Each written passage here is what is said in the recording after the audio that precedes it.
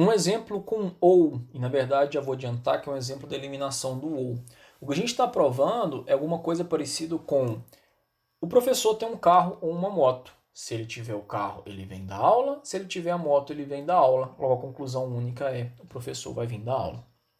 A gente começa colocando a conclusão aqui embaixo e eu vou fazer um risco aqui. Pessoal, dica de ouro. Sempre que vocês tiverem um ou na premissa, usa esse ou o mais rápido possível, tá? Se vocês tentarem resolver esse exercício, por exemplo, com uma eliminação da implicação, vocês vão chegar num beco sem saída. Eu não vou fazer da maneira errada, porque eu acho que isso não é didático. Eu prefiro fazer da maneira certa, depois talvez tentem fazer da maneira errada. Mas vamos lá, regrinha de ouro. Vi um ou na premissa, no conjunto de premissas, usa ele o mais rápido possível, tá? Usa ele na eliminação do ou. Como assim? Eu já vou usar de uma vez. Ou eliminação. Eu sei que A ou B é verdade e eu vou provar o C, o tal do gama, duas vezes. Esse A ou B eu não preciso provar, já vou colocar aqui. Vou provar esse C duas vezes. Pessoal, como é que eu provo esse C duas vezes? Eu vou assumir premissas. Quando eu assumo premissas, eu coloco aqui o númerozinho. Então eu vou assumir, num primeiro momento, que A é verdade para provar aquele C. Num segundo momento, eu vou assumir que B é verdade. Tá? Vou colocar os dois aqui de uma vez. Ou seja, desse lado aqui eu vou assumir que A é verdade para provar esse C. Como é que eu provo esse C se A é verdade? Bom, eu tenho na premissa que A implica em C é verdade. E eu tenho que A é verdade. Se A implica em C é verdade e A é verdade, então C é verdade é a regrinha da eliminação da implicação. A implica em C eu não preciso provar, A eu não preciso provar, eu ganhei essa regrinha ali na eliminação do OU. Como é que eu provo C do lado de cá? Bom, eu tenho uma regrinha que B implica em C é verdade. Se B é verdade também, pela regrinha da eliminação da implicação, C é verdade. B implica em C é verdade, está lá no exercício como premissa, e B é verdade, eu ganhei como premissa. Pessoal, esse exemplo aqui, né, a gente começa colocando B ou C aqui embaixo. Bom, eu vou usar a regrinha de ouro de novo. Quer dizer, eu tenho um ou como premissa. É um ou grande, A, I, B, ou A e C. Mas esse ou eu vou usar o mais rápido possível, eu vou usar de uma vez. Como assim? Se eu uso o ou de uma vez, pela regrinha da eliminação do ou, o que eu preciso fazer é colocar o meu ou aqui, e o meu ou é esse A e B, ou A e C, e eu vou ter que provar o meu gama duas vezes. Quem que é o meu gama? O meu gama é o que aparece aqui embaixo. Então o meu gama é B ou C. E ele aparece aqui duas vezes. Professor, esquisito. Eu posso fazer isso? Posso, claro. Pessoal, eu só preciso renomear. Quer dizer, isso aqui é o meu alfa, isso aqui é meu beta, isso aqui é meu gama, isso aqui é meu gama, certo? Não tem problema. Meu alfa, meu beta, meu gama pode ser tão feio quanto precise para o exercício, tá joia? Bom, esse A e B ou A e C eu não preciso provar, é premissa. O que eu preciso provar é esse B ou C e o outro B ou C. Bom, a eliminação do ou me dá a premissa temporária. Qual premissa temporária? Ela me dá o meu alfa é o lado esquerdo do ou seja, nesse caso é o A e B inteirinho. E ela me dá o meu beta. O meu beta é o lado direito do ou, nesse caso é o A e C inteirinho. E como é que eu provo, a partir de A e B, como é que eu provo B ou C? Bem tranquilo, né? Quer dizer, o ou, para provar o ou, eu posso usar a introdução do ou, que ela é bem tranquila. Se B for verdade, B ou C é verdade. E como é que eu vou provar que esse B é verdade? Ele é verdade porque A e B é verdade. Eliminação do E, A e B é verdade pela premissa temporária, a premissa 1. E o outro B ou C vai ser bem parecido, quer dizer, como é que eu provo esse B ou C? Se C for verdade, B ou C é verdade, isso é a introdução do ou. Como é que eu provo esse C? Pela premissa que eu tenho, que é A e C ser verdade. Premissa que eu ganhei lá da eliminação do ou. E acabou.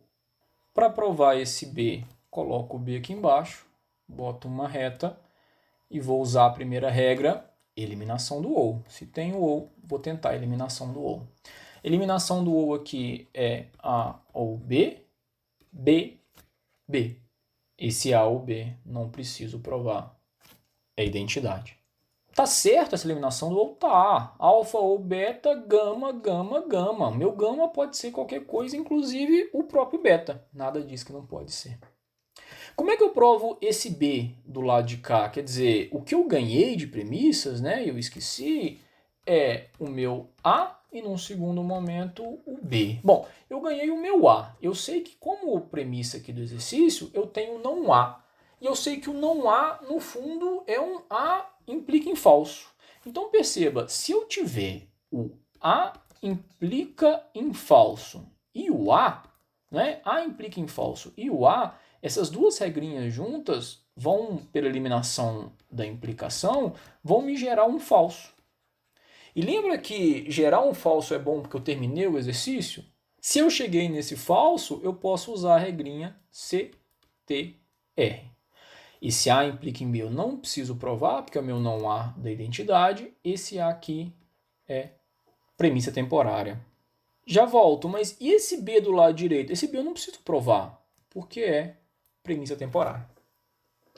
Então, pessoal, vamos entender, porque esse exercíciozinho dá um nozinho na cabeça. Esse CTR, perceba, ele aparece de maneira muito bem definida. Esse falso não apareceu do nada. O que eu estou fazendo é o seguinte, eu sei que A ou B é verdadeiro, e eu sei que não A é verdadeiro também, ou que A é falso. Logo, a conclusão óbvia é que B tem que ser verdadeiro. Eu falei que eu tenho um carro ou uma moto, e depois eu falei que eu não tenho carro nada. A conclusão é óbvia, o professor tem uma moto. E como é que a gente lê essa prova para chegar nessa conclusão? Pessoal, é o seguinte, A ou B é verdade, não sei qual que é. Vou fazer o seguinte, vou assumir nesse lado aqui que o A é verdade. Se A for verdade, mas espera lá, não A é verdade, ou seja, A implica em falso. Se A for verdade, eu vou chegar numa contradição e eu vou usar a regrinha CTR para provar o B, que é o que eu preciso provar, não é? E aí do lado de cá eu vou fazer o quê? Eu vou simplesmente terminar o exercício porque o B era a minha premissa, o B já estava provado. De novo, o que eu fiz então? Se o A for verdade, esse daqui é o ladinho do A, né? Se o A for verdade, contradição. Chegar numa contradição quer dizer o seguinte, esse A não pode ser verdade, não tem jeito desse A ser verdade. A única possibilidade que existe, já que ou A ou B é verdade, é o lado de cá. O B é verdade. Então o que eu estou fazendo aqui, usando a notação da dedução natural, é provando que o A nunca pode ser verdade. A única coisa que pode ser verdade é o B, e por isso que eu chego na conclusão de B. Mesmo se eu tentar forçar o A, olha só, a resposta me leva, ou dedução natural, me leva para B. Vamos para o último exemplo de dedução natural. Aqui eu quero provar não A implica em A. Eu quero provar que esse troço aqui é verdadeiro. E eu não tenho premissa nenhuma no meu exercício. Quer dizer, lembrando, né, da ordem de precedência, a negação tem uma ordem de precedência, então os parênteses estariam aqui. E aí, para provar aquela implicação, introdução da implicação. A introdução da implicação é a regrinha que me dá a premissa temporária. A premissa temporária é o lado esquerdo da implicação. No caso, vem o não há. Desse jeito mesmo. Como é que eu vou provar esse A agora? Bom, eu sempre tenho uma maneira de provar um A, um alfa, que é a redução ao absurdo. Como assim a redução ao absurdo? A regrinha do RAA, ela me dá como premissa o ao contrário do que eu quero provar. Então eu ganho aqui como premissa o não A, para provar o A, e eu tenho que chegar numa contradição. Bom, eu tenho não A e eu tenho A. Pessoal, lembra, esse não há, ele é nada mais nada menos, né? Vamos colocar um parênteses aqui para a gente conseguir enxergar melhor. É um não alfa, ou seja, não há é não há implica em falso. Parênteses, eu poderia eliminar essa negação também, ficar um não há implica em falso, que implica em falso. E esse não há aqui embaixo ficar um há implica em falso. Eu não vou fazer isso. Por que eu não vou fazer isso? Porque eu não preciso, né? E vai gerar uma regrinha, ou vai gerar formas muito grandes, muito confusas. Porque eu tenho agora uma implicação, o lado esquerdo da implicação é não há, e eu tenho o lado esquerdo da implicação que é o não há. Então eu posso juntar essas duas fórmulas e eu vou ter não há implica em falso, não há é verdade, pela eliminação da implicação, se não há implica em falso é verdade, não há é verdade, falso vai ser verdade. Esse não há implica em falso eu não preciso provar, é o meu não há lá em cima, né, que tem um númerozinho 1 de regra, e esse não há aqui eu também não preciso provar, que ele tem um númerozinho 2, inclusive esqueci de colocar o número 2 aqui no RA, tá? Perdão. Mas é isso. Para eu provar esse não há implica em A, o que eu fiz foi usar a introdução da implicação e eu ganhei minha primeira premissa, que é o não há. Para provar esse A, eu usei redução ao absurdo, ganhei a minha segunda premissa, que é o não há. Ou seja, vocês podem usar várias regras em sequência para ganhar várias premissas. Ok? Não tem problema não. A partir do momento que eu tenho não há implica em falso e não há, pela eliminação da implicação, né, eu vou ter o lado direito da implicação, que é o falso. Bem rapidinho, antes de acabar, eu preciso fazer algumas considerações, tá? As duas primeiras ali, correção e completude da dedução natural, é o seguinte, pessoal. A correção está dizendo, relembrem, né? Esse símbolozinho aqui é da dedução natural, esse símbolozinho aqui é da consequência lógica. A dedução natural ela veio para formalizar ou para trazer mais ferramentas para a gente trabalhar com consequências lógicas ou provar consequências lógicas. Quando eu falo da correção aqui, é que é provado, e a gente não vai fazer isso agora, mas é provado que sempre que eu consigo chegar numa conclusão com a dedução natural, é porque essa conclusão é uma consequência lógica, ok? E a completude é o contrário. A completude diz que sempre que existiu uma consequência lógica provada por tabela verdade, eu consigo então provar também por dedução natural. Então, sempre que vocês verem uma consequência lógica, fez tabelinha verdade e viu que dá para chegar, ou que é uma consequência lógica, saibam, dá para fazer por dedução natural. Talvez seja mais complicadinho um pouquinho, mas sempre dá. Último ponto, decidibilidade da lógica proposicional.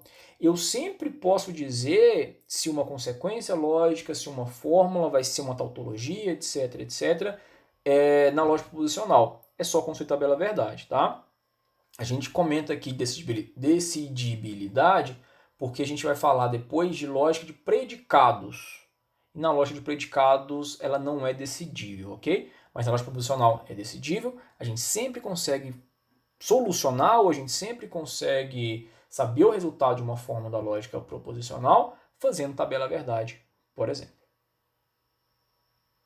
Muito obrigado por assistir a aula, obrigado pela paciência e a gente se encontra em breve.